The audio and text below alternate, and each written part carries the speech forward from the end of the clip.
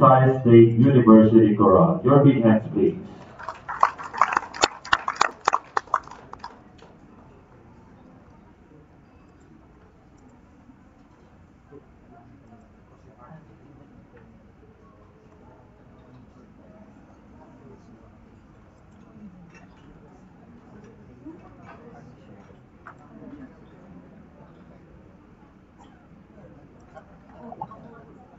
Once again, the Eastern Visayas State University Chorale.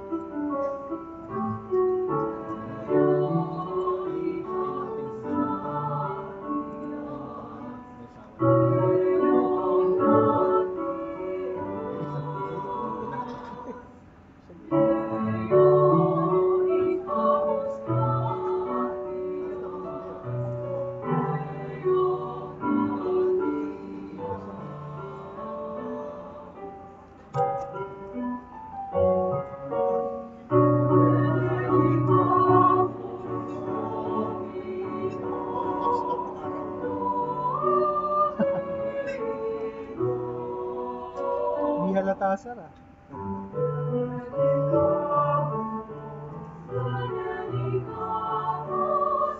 Undress na rin siya.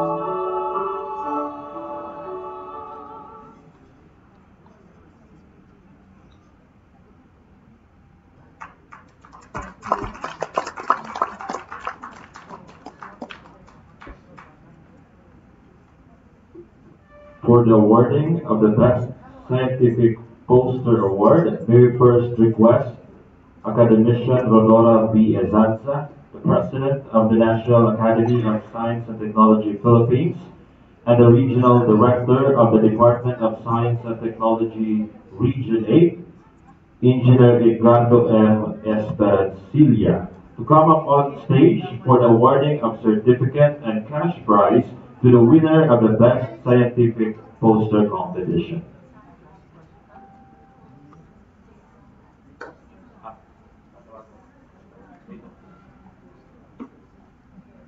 To announce the winner, may we call on Academician Cesar Saloma, the chair of the Board of Judges of the 2019 Visayas RSM Scientific Poster Contest.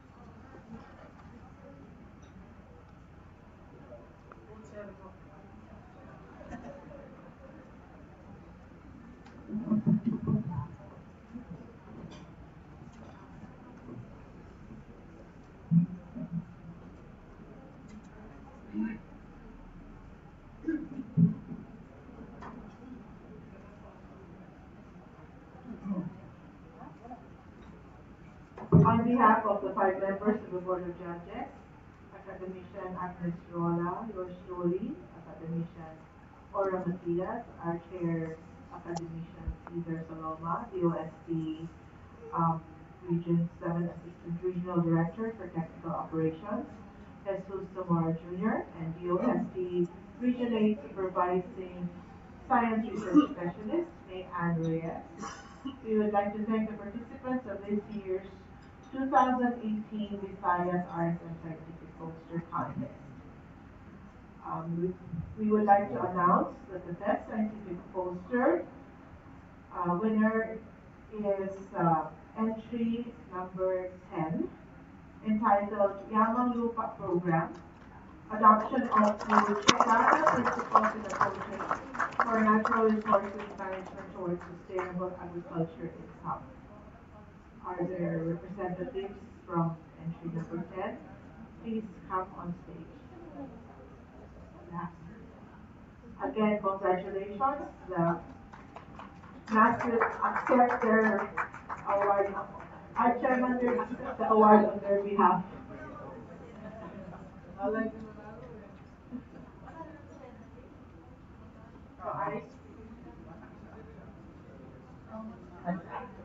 Anong institution? Anong institution? Anong institution naman?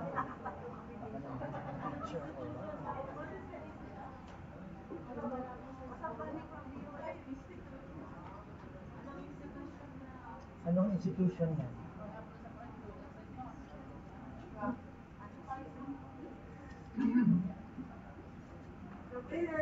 the authors are E.C. Torres, Opi Capuno, Londina, Lina, Daya, Gula, Rapis, Abenaris, Lisnar, and Torres. From wala Bakit wala pa rin application, authors na. From Visayas State University Or Department of Collaboration. and the Department of Agriculture.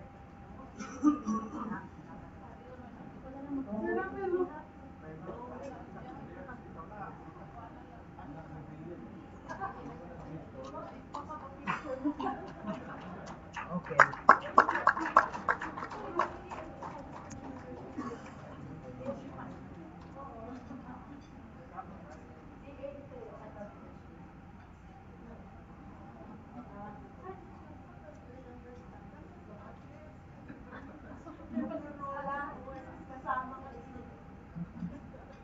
Dilim? Yung opo.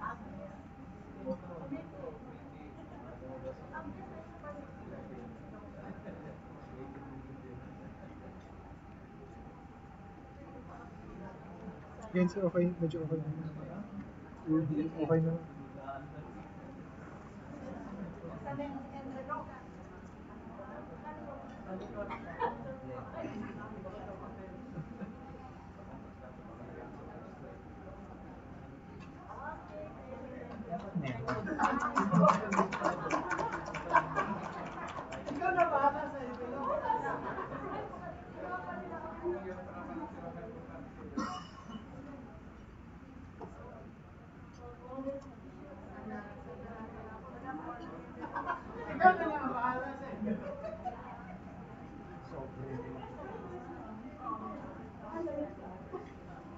Thank you very much.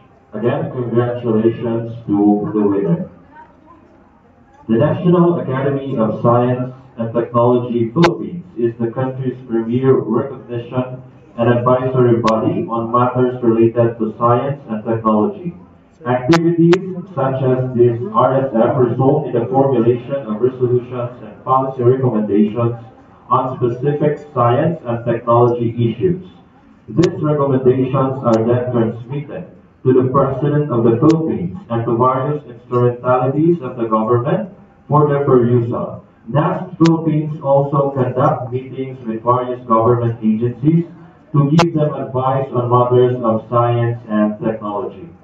This is the first of the three regional scientific meetings that will be conducted by NASP Philippines and the Department of Science and Technology regional clusters in support of the thrust of President Rodrigo Roa Duterte's administration to bring science and technology closer to the regions.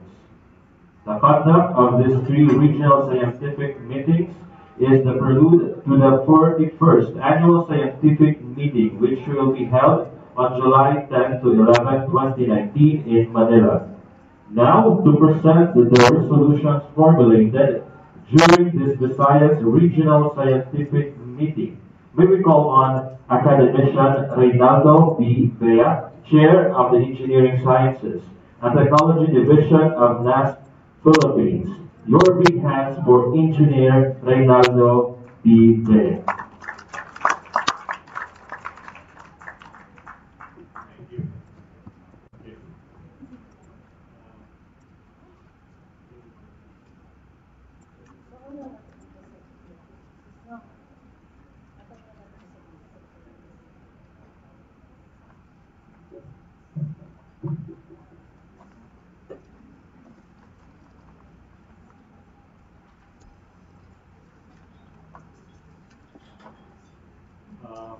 Good afternoon.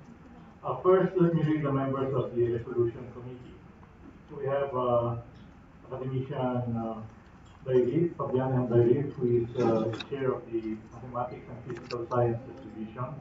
Rector Edgardo M. Esperancillas, Dr. Ben M. Gapasin, Dr. Ricardo T. Severo, Dr. Rose Ivy G. Yepes, and Engineer Jesus F. Zamora.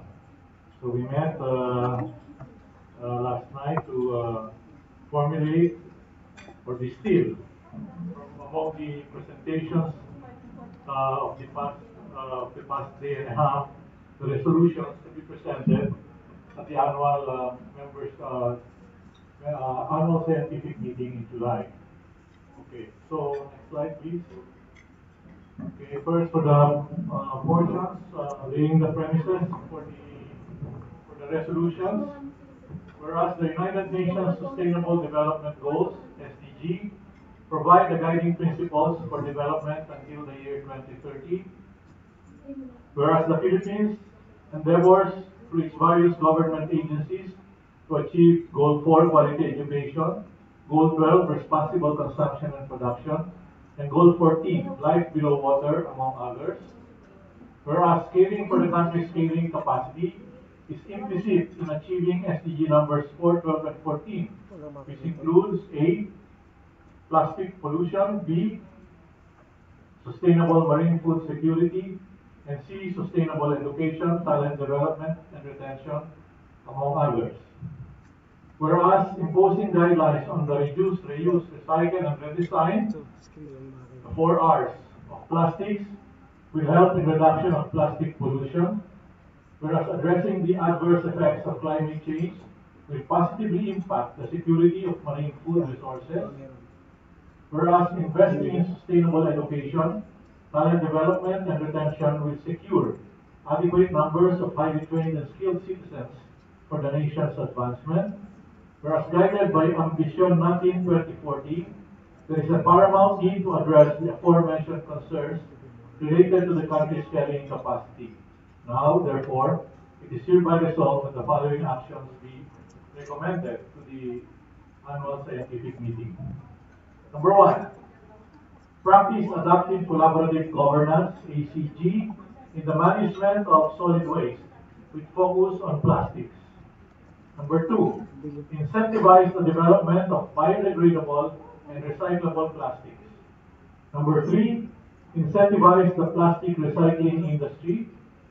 Number four, support R&D for biodegradable and recyclable plastics in the plastic recycling industry. Number five, incentivize the use of circular economic model for the production of plastic products. Number six, minimize the production of single-use plastics, encourage the use of reusable plastic products, and eliminate non-essential plastic products. Number seven, include in school curricula topics on sustainable lifestyle and responsible consumption. Number eight, coordinate with relevant international organizations in the attainment of SDG number 12. And number nine, amend Republic Act 9003 to minimize our dependence on landfills. Now, on sustainable marine food security, we broke this down into aquaculture and capture fisheries. So for aquaculture, number one, recovery and processing of waste, including utilization of agricultural waste. Support R&D on nutritional requirements of farm fish species and farm feeds ingredients, and the interaction between fish and diet. Promote culture of herbivorous species, and four, reduce the use of fish meal and fish oil for sustainability. On capture fisheries, number one, prioritize R&D on the impact of climate change on capture fisheries. Number two, promote adaptive management and proactive governance. Then, and lastly, invest in high resolution and locally parameterized regional climate and ocean models in partnership with neighboring country scientists. And lastly, for sustainable education, talent development and retention, sustain the number of and increase support for the BS, MS, and PhD scholars. And number two, provide support for the graduate scholarships abroad in emerging fields. Okay. So that's it. Those are the resolutions. Thank you very much. Once again, Academician Reynaldo Bea. To turn over the resolutions, may I call on Academician Rodora Azanza, the President of DOST-Philippines, the Assistant Regional Director for Technical Operations of DOST Regional Office Number 7, Engineer Jesus M. Zamora Jr., the officer in charge of the Office of the Regional Director, National Economic and Development Authority Regional Office Number 8, Director Eileen C. Rosales, and the Regional Director of the Department of Science and Technology Region 8, Engineer Edgardo M. Esperancilla.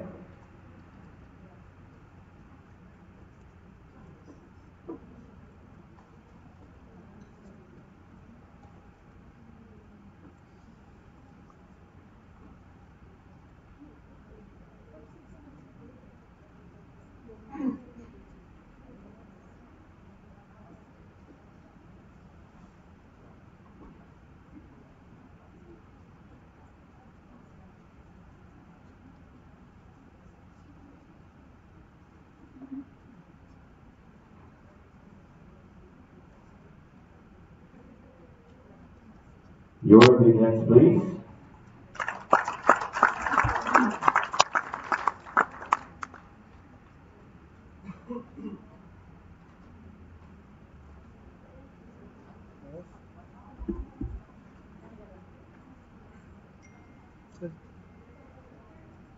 Nawala po. Nawala. Dumili.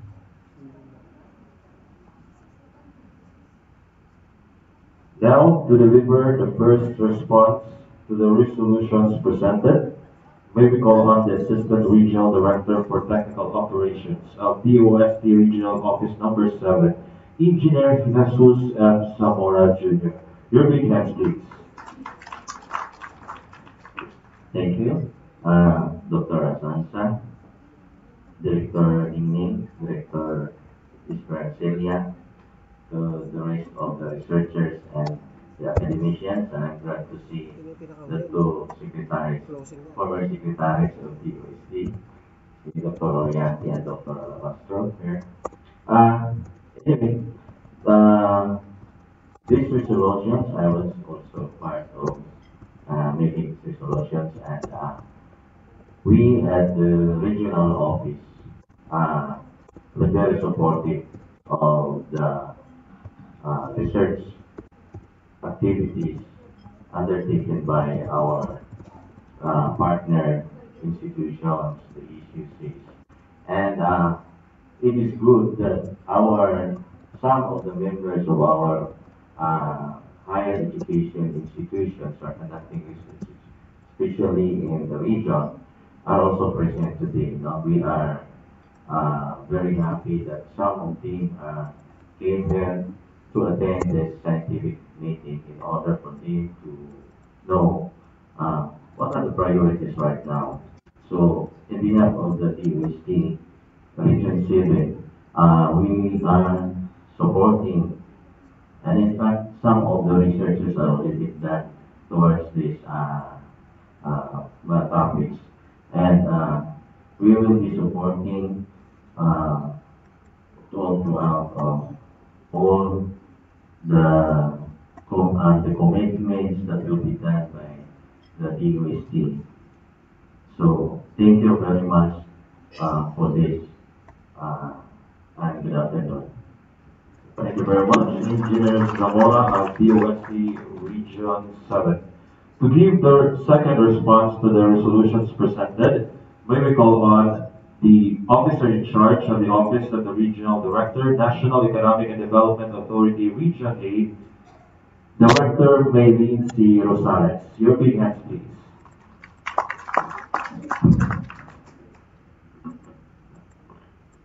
Maupay nga gulo, haadol nga tanan.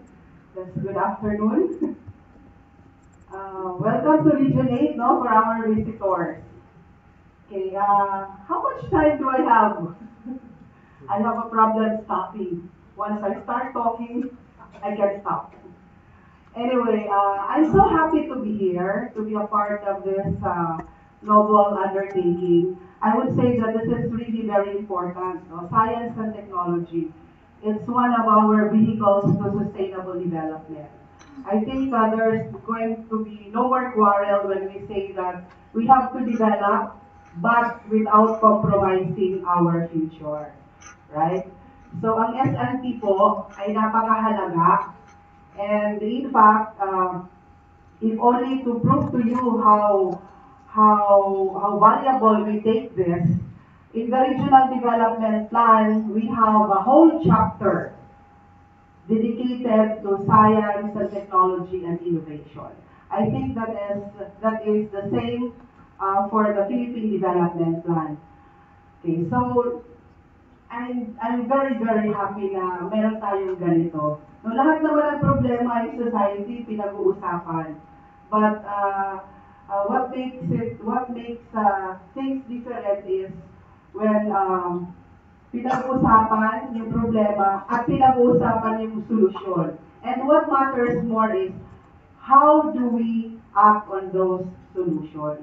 So now we have on hand a nicely packaged list of resolutions coming from this forum. And I was actually asking, I have two of my staff in attendance. I'm sorry I was not able to be a part of the session since yesterday. I only came in during lunch break. But nonetheless, I wanted to know kung paano ba pinapasok yung regional perspective. No? It's good that you are going around the three major island groups of the country. And I'm kind of imagining that maybe through this fora, you want to get the regional perspective. And that is why I'm happy that I stand before you now at nakita ko rin kung gaano kahalaga ito.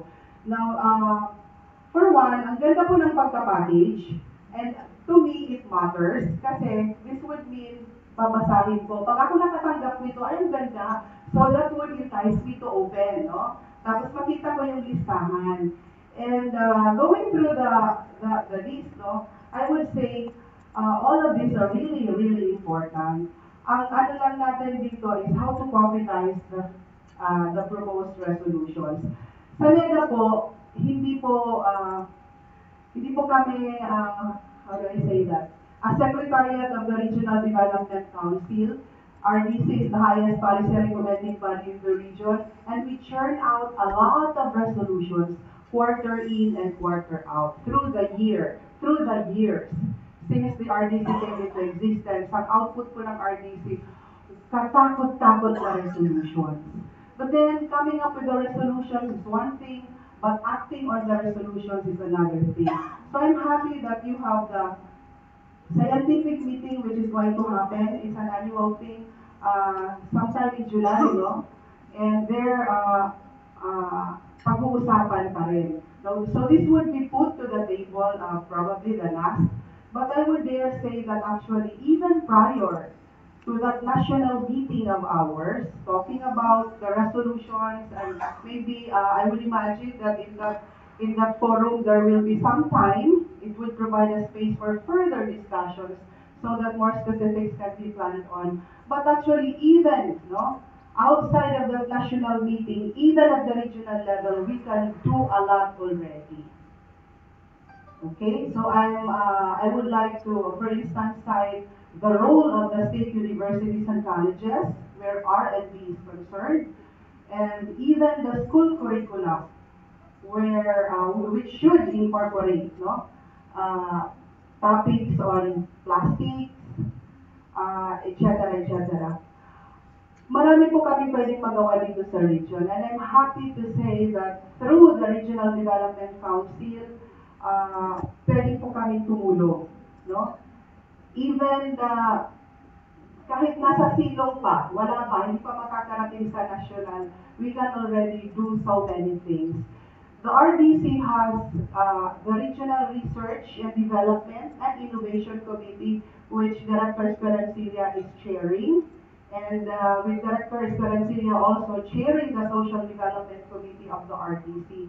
Plus on the side, we also have the Development Administration Committee. So if we're talking about governance as a vehicle, for all of these things to happen, meron pong kaakibat na committee ang RDC. So in terms of enabling structures and mechanisms, we have all of them. It's really just a matter of harmonizing our actions. So yun po, for the RDC, I commit to orchestrate, to influence. So by virtue of our influence in the RDC as the Secretariat, so to speak, I think we can make things happen in the region. It means a lot more for us. Sustainable development, napakahalaga po sa amin. I am talking as an Eastern Visayan, as a native of Tacloban City, who by virtue of birth has been here all along. I was here when Yolanda happened. It was also as traumatic for me as to the others. You just imagine, it was like a Holocaust. And maraming beses niyo na po itong narinig, pero kung patuloy po tayong, taking for granted our environment, mangyayari po at mangyayari yun. Mangyayari ulit yun, God forbid. Pero kahit anong sabi natin ng God forbid, kung talagang hindi tayo magtutulong-tulong, talaga pong mangyayari yun. So, Region 8, just to give you the facts and just to prove to drive home the point that science and technology, itong mga pinag-usapan dito ngayon, napakahalaga po because number one, we are a laggard region. Out of the 17 countries in the region, we are the third poorest as of 2015 poverty incidence count. Okay, and we are highly vulnerable to all forms of natural disasters. Name it, we have it. From typhoons to earthquakes and all that. So, mas mahalaga po sa rehiyon na ito ang actions towards conserving our natural resources, moving towards ecological integrity. Dito po, pobre na nga, mahirap na nga. Magkaka-headways kami. May reduction ng konti sa poverty incidence. Our economy would grow, no? Although napaka-erratic po ng economic growth namin based on the gross regional domestic product. But whatever headways and and gains, milestone, breakthroughs we attain. Isang disaster lang po, in a flick of a finger, back to zero na naman kami. Kaya napakahalaga po. I think I've already underscored the importance. So with that, I thank you very much again for making me a part of this activity. Good luck to everyone. Thank you very much, Director Rosales. And once again, thank you very much to Engineer Zamora and Director Rosales for receiving the outputs of this regional scientific meeting. And now to deliver the last response and deliver the closing remarks, may we call on once again the Regional Director of the Department of Science and Technology, Region 8, Engineer Edgardo M. Esperancilla. Your big hands, please.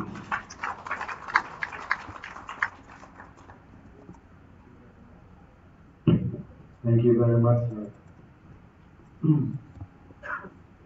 The good thing about this conference is that I have the first and the last say, being the host of this conference. I would like to again acknowledge the presence of Secretary Estrella F. Alabastro, Ma'am, Secretary Oyarte,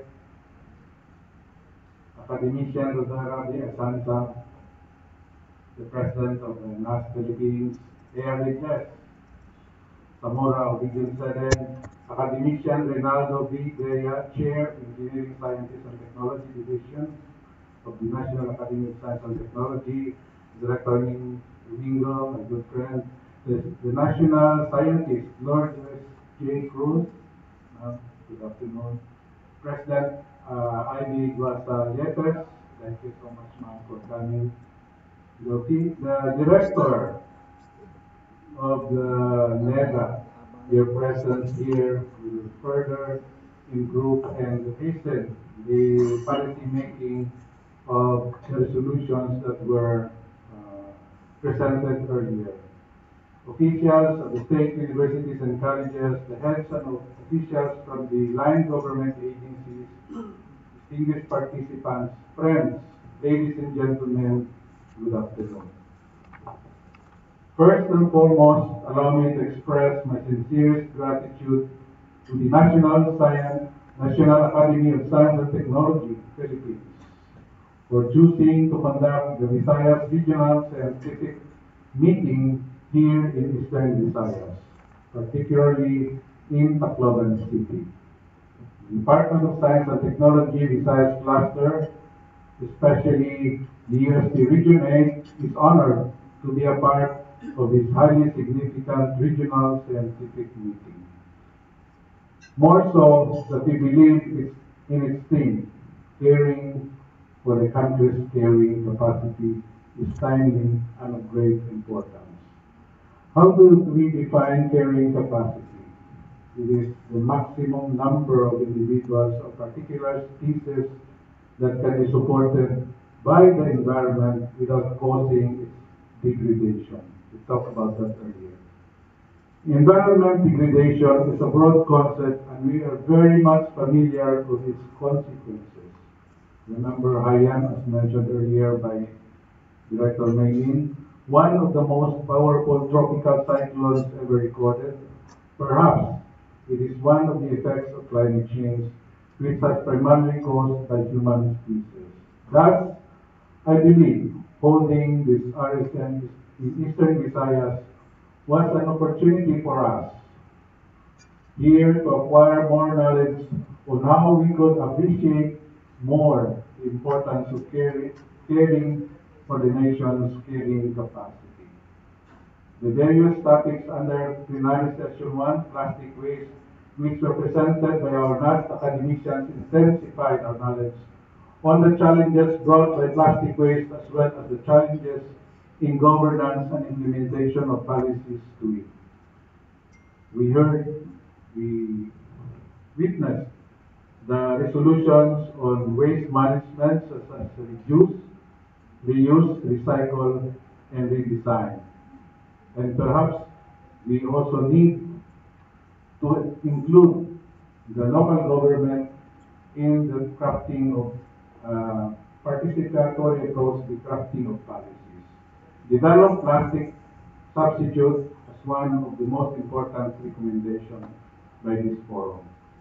The topics of plenary session 2, sustainable marine food security, presented by our experts from CITEC and the University of Hawaii, highlighted strategies on achieving sustainable aquaculture as well as the impacts of climate change in fisheries. We heard that warmer waters reduce yield from fisheries, and we're so concerned because as I was looking at the information, the species that will be affected are sardines, mackerel, and anchovies, to name a few. These are the species that are consumed in the poorest sectors in our society. Plenary session 3, sustainable education, talent development and retention, with topics on marshalling S&T talent for national development discussed by academician Rinaldo Videa and strengthening S&T human resources in the Philippines to DOST-SAI capacity building programs by Dr. Joseph T. Dio gave as an in-depth understanding of strategies the department has embarked upon in order to develop and retain science and technology talents which will contribute towards national development. I think the resolution on industry, academic linkages should further enhance this topic. Finally, updates from the DOST-Philippines were presented to us by academician Asansa and the national scientist crews during the plenary session 4 were excellently summarized. I strongly believe that we have attained the objectives of this momentous occasion by the quality of the resolutions and policy recommendations presented by the experts in the last 2 days. We are able to communicate and transfer to a wider audience coming from both the public and private sectors the knowledge and important information related to said issues, which need our attention and actions. We are hopeful that we could apply the results of these various researchers presented in order to solve current problems in the local setting and also to ignite the minds of our local researchers to further undertake research endeavors which will contribute to the nation's advancement. We would like to congratulate the National Academy of Science and Technology Philippines for successfully conducting this year's Visayas Regional Scientific Meeting. Moreover, we would like to extend our deepest thanks to all our experts, academicians, resource speakers who imparted to us their knowledge in their field of expertise. Can we give them a big round of applause, please?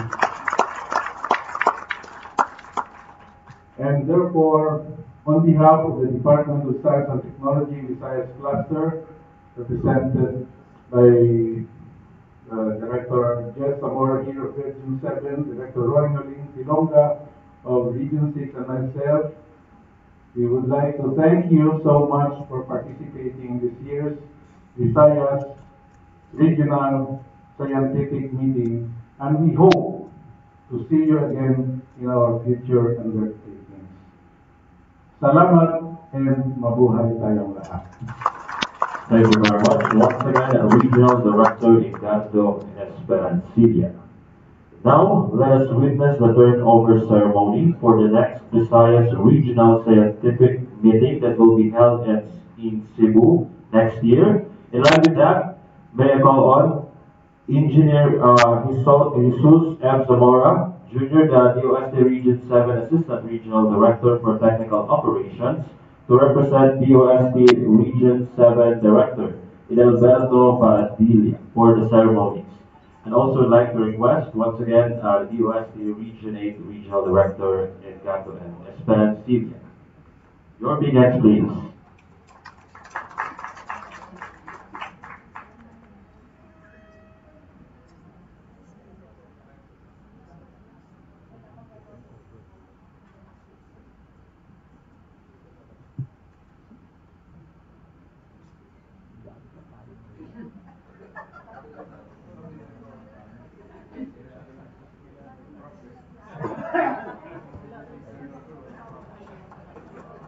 from Visayas RSM in Tacloban City.